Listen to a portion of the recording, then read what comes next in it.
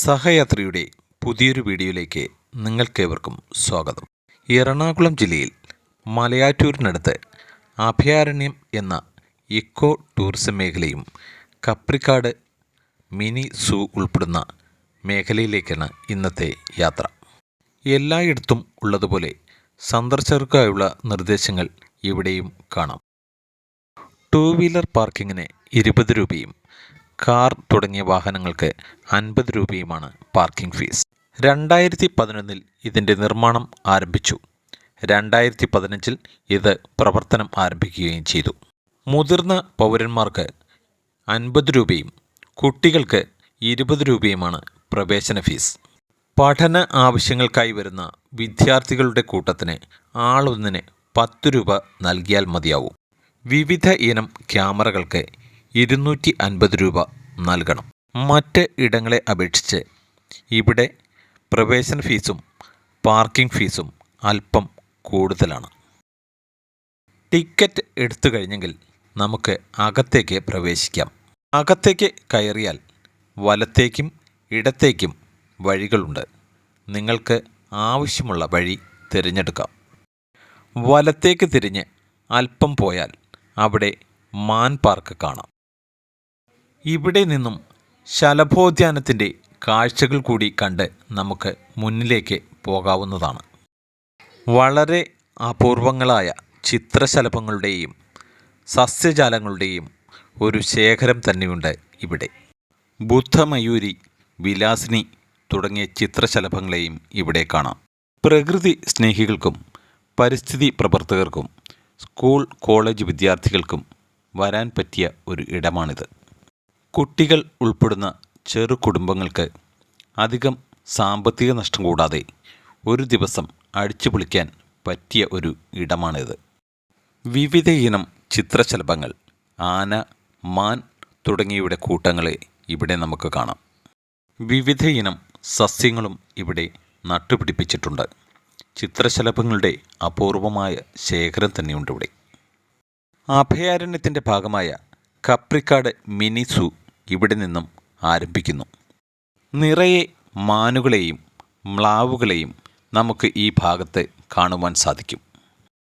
ഈ മുളങ്കാടുകൾ നൽകുന്ന തണൽ സഞ്ചാരികൾക്ക് നൽകുന്ന ആശ്വാസം ചെറുതൊന്നുമല്ല. ഈ ഒരു ഭാഗത്തായി നിറയെ മാനുകളെ കാണാം, അതും നല്ല പുള്ളിമാൻ. എന്നാൽ ഈ കാഴ്ചകൾ എനിക്ക് അത്ര ഇഷ്ടപ്പെട്ടില്ല. നിരവധിയായ മാനുകൾ കുടിവെള്ളം പോലും കിട്ടാതെ ഒരു തുരുത്തിൽ, പേരിന് പോലുമില്ല പച്ചപ്പുല്ലുകൾ. കഷ്ടം തന്നെ.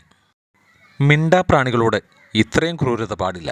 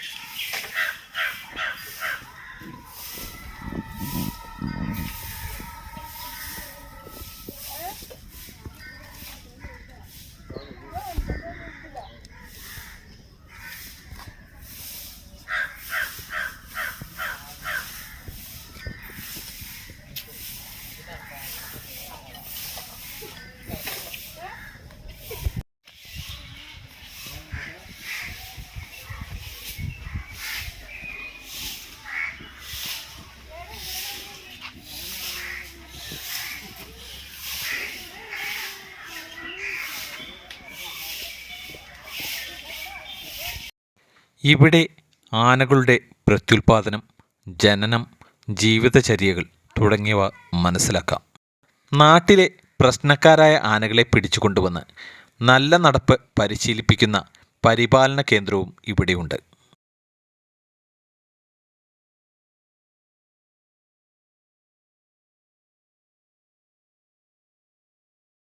കാടിന് നടുവിൽ സഞ്ചാരികൾക്കായി മരവീട് ഒരുക്കിയിട്ടുണ്ട്. കൂടാതെ നിരവധിയായ സസ്യജാലങ്ങളുമുണ്ട്. കുട്ടികൾക്കുള്ള കളിസ്ഥലങ്ങൾ, ഊഞ്ഞാലുകൾ തുടങ്ങിയവയും ഇവിടെയുണ്ട്. വിവിധ ഇനം മുളകൾ കൊണ്ട് മുളങ്കാടുകൾ ഇവിടെ സൃഷ്ടിച്ചിട്ടുണ്ട്. അവ നമുക്ക് നല്ല തണലും കുളിർമയും നൽകുന്നു.